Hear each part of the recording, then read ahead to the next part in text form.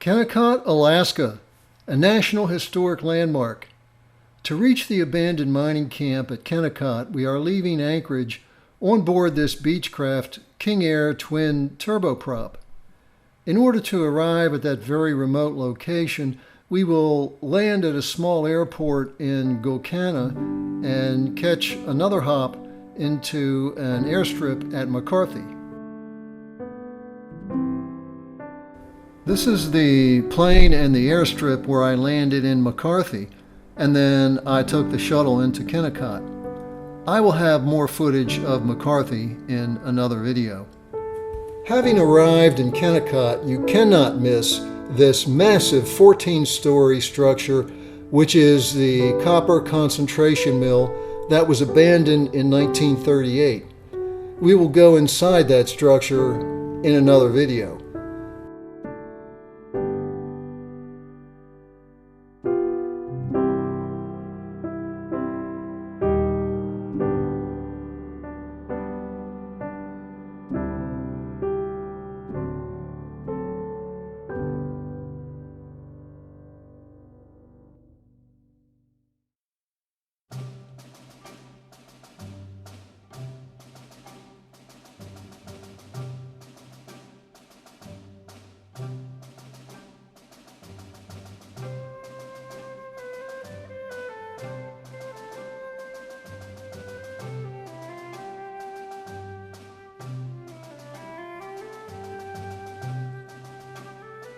You are now looking out across the Kennicott Glacier and the Root Glacier toward the Wrangell Mountains.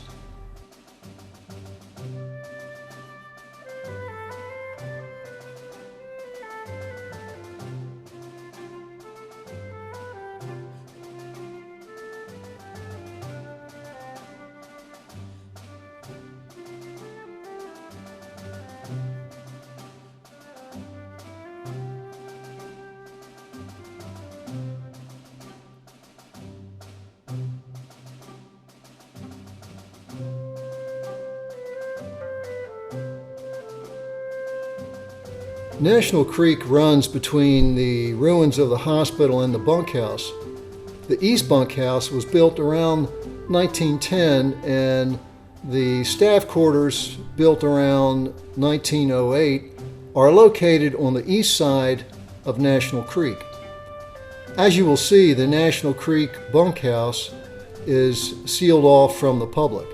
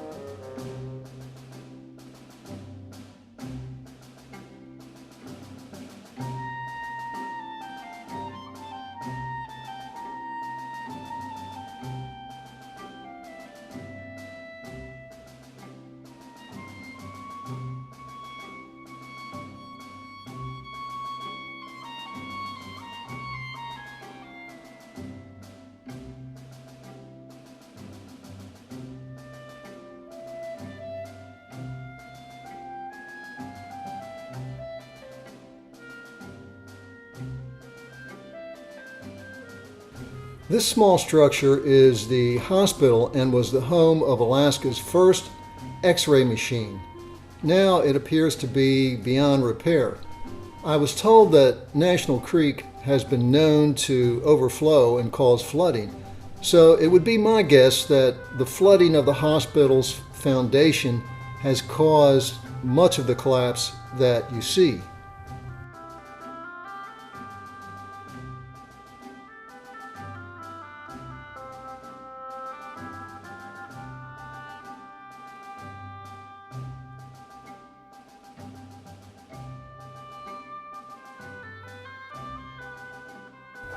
The massive structure with the 4 smokestacks is the power plant.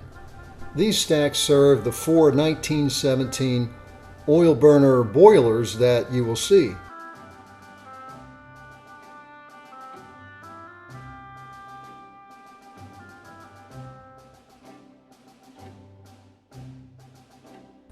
Before entering the power plant with my guide, I took a walk around the back, and I was surprised to see this little sign. In case you can't read it, it says, "Warning, unstable explosives, extreme danger, keep away." The man sitting on the boulder is looking out across the confluence of the Kennicott and the Root glaciers toward the Wrangell Mountains. To his left is Mount Blackburn with a peak over 16,000 feet, and to his right is the Denoho Peak.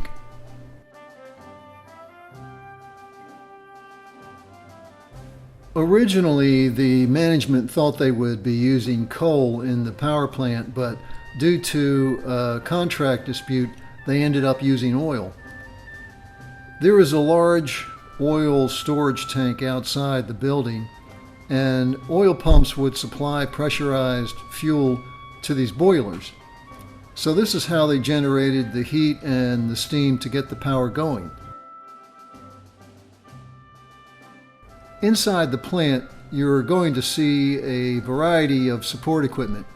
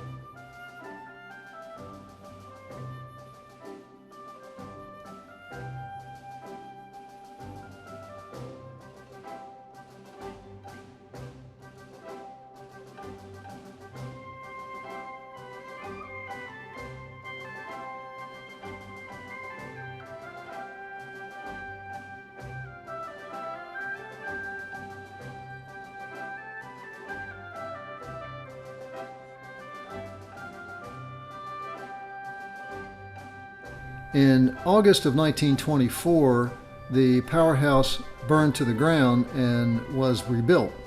This Alice Chalmers generator was brought in from McCarthy during the period after the fire destroyed most of the power plant.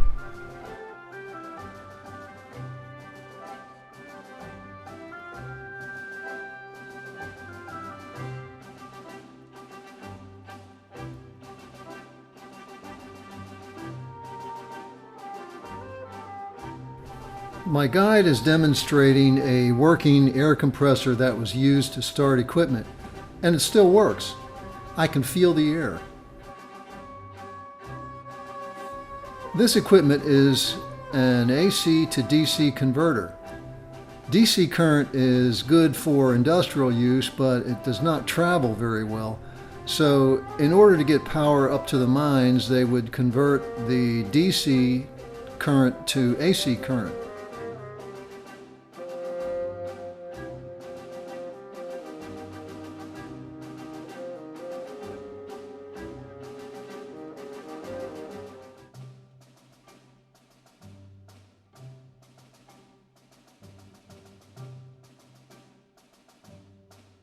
The Kennicott General Manager's office was originally built in 1907 and remodeled in 1912.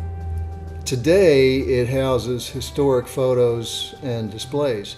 The building contains the company vault and still retains everyday working papers and documents from the Kennicott operation.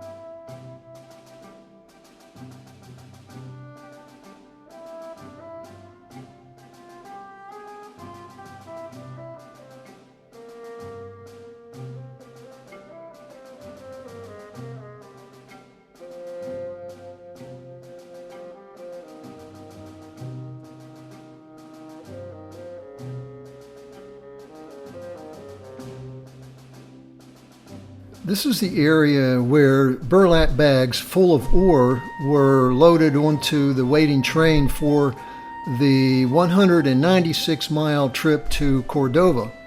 At that point, they were loaded onto steamships bound for Tacoma, Washington.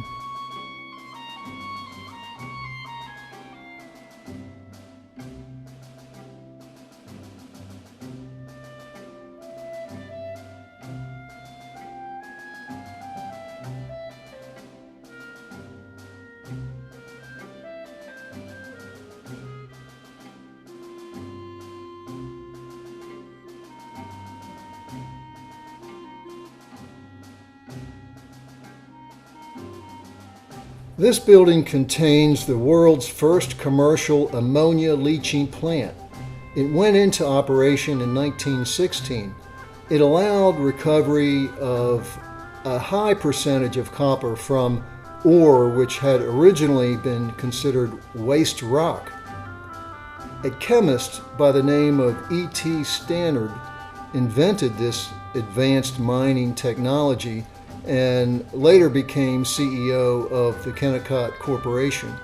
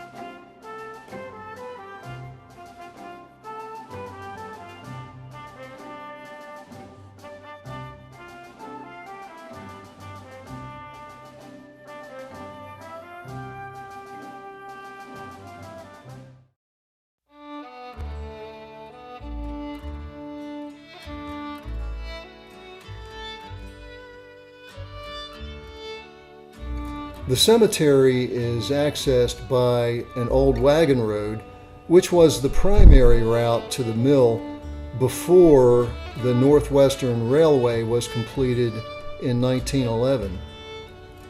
The population buried at the cemetery represents individuals whose families could not afford to have the body shipped back to their homeland. In some cases, the deceased did not have any reference contacts, or the family was living at Kennicott and wanted their deceased to remain nearby.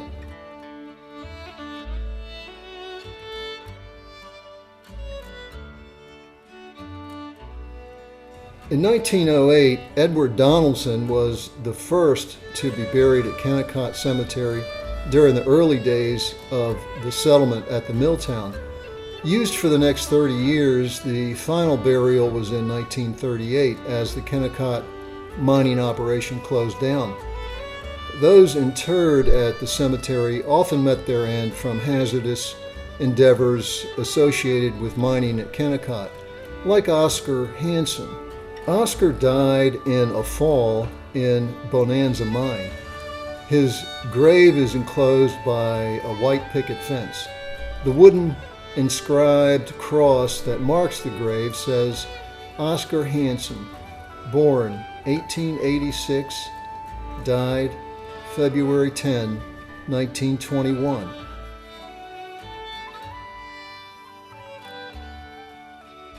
I hope you have enjoyed this video of Kennicott, Alaska. It is a difficult location to get to, but it is well worth the trip. After all, it is a National Historic Landmark.